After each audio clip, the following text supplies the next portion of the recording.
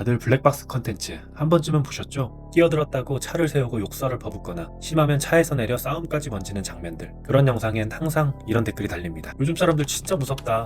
세상이 왜 이렇게 각박해졌냐? 나 같아도 저라면 못 참지. 사실 이건 단지 운전 예절의 문제가 아닙니다. 도로 위의 분노는 지금 우리 사회의 축소판이에요. 길 위에서, 회사에서, 댓글창에서도 사람들은 너무 쉽게, 너무 빠르게 화를 냅니다. 오늘은 사람들이 예민해졌다는 단순한 말 대신 요즘 세대가 왜 이렇게 분노하게 됐는지, 그 감정이 왜 타인을 향해 폭발하는지 조금 더 깊이 이야기해보겠습니다. 우리가 흔히 악플이라고 부르는 건 단순한 욕이 아닙니다. 심리학에서는 이걸 전이된 분노라고 부릅니다. 진짜 화나는 건 내 월급, 내 미래, 내 인간관계, 내가 아무리 해도 나아지지 않는 현실이지만 그 감정을 그 대상에게는 표현할 수 없으니까 안전해 보이는 타인에게 대신 쏟아내는 거예요. 그래서 요즘의 악플은 나쁜 사람 몇 명의 문제라기보다 사회 전체의 피로가 흘러가는 방향을 보여주는 지표에 가깝습니다. 서울대 사회학과 연구에 따르면 최근 5년간 20, 30대 공공분노 지수가 1.8배 증가했습니다. 특히 분노를 느낄 때 SNS를 이용한다고 답한 비율이 10년 전보다 2배 가까이 늘었죠. 분노가 행동이 아닌 표출 콘텐츠로 이동한 겁니다. 왜 이렇게 화가 많아졌을까요? 통계청의 2024년 사회통합실태조사에 따르면 20, 30대 절반 이상이 노력해도 인생이 나아질 것 같지 않다고 대답했습니다. 청렴 체감 실업률은 21%, 전월세 상승률은 10년 새 2배, 서울 원룸 보증금은 평균 4천만 원을 넘었습니다. 열심히 살아도 성공은 운, 불안은 일상이 된 시대. 이 구조 속에서 생긴 감정이 바로 막막한 분노입니다. 어디 하소연할 곳도 책임질 사람도 없으니까 결국 감정은 가장 안전한 곳, 온라인으로 이동합니다. 댓글창에 쌓인 욕설은 화를 잘 내는 사람들의 이야기가 아니라 버티며 사는 사람들의 숨구멍일지도 모릅니다. 그럼 왜 하필 인터넷일까요? 인터넷은 분노를 증폭시키는 3가지 조건을 모두 가지고 있습니다. 첫 번째, 익명성, 책임이 사라집니다. 이름도 얼굴도 결과도 노출되지 않으니 감정의 브레이크가 없어집니다. 두 번째, 속도, 감정이 정리되기도 전에 퍼집니다. 2023년 기준 네이버와 유튜브에서 이슈 키워드가 100만 뷰를 넘기기까지 평균 2시간도 걸리지 않습니다. 누군가 분노를 올리면 그 감정이 사실 확인보다 먼저 전파됩니다. 집단 효과, 공동의 적이 생깁니다.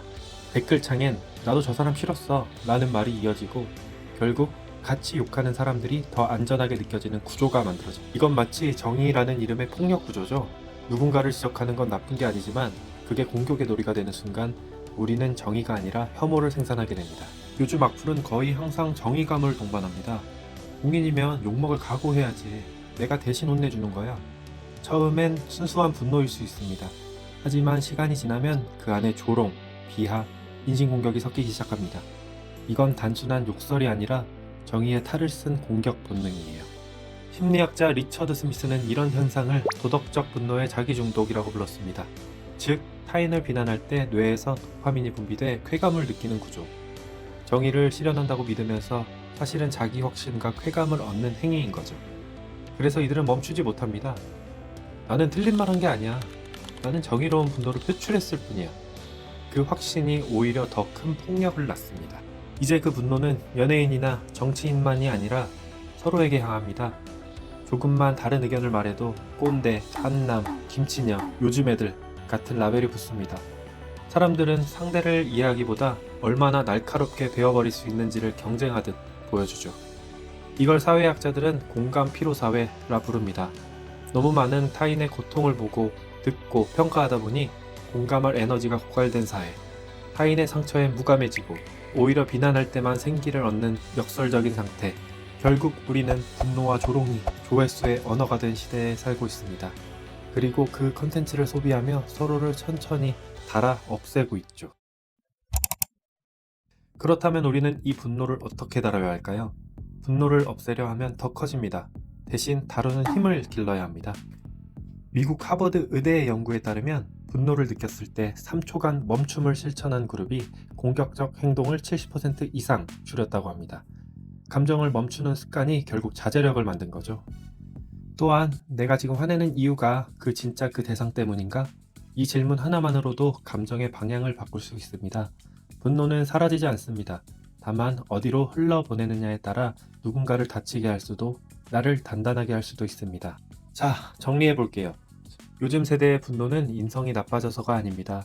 불평등, 경쟁, 미래에 대한 불안, 그리고 공감이 공갈된 사회가 만든 구조적 산물이에요.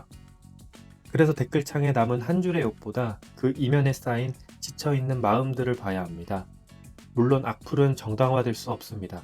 하지만 누군가를 몰아붙이기 전에 이 질문을 한번 던져보세요. 지금 내가 화내고 있는 대상, 정말 내가 분노해야 할 대상이 맞을까? 자, 오늘 영상은 여기까지입니다. 그럼 지금까지 정보다운의 다운이었습니다.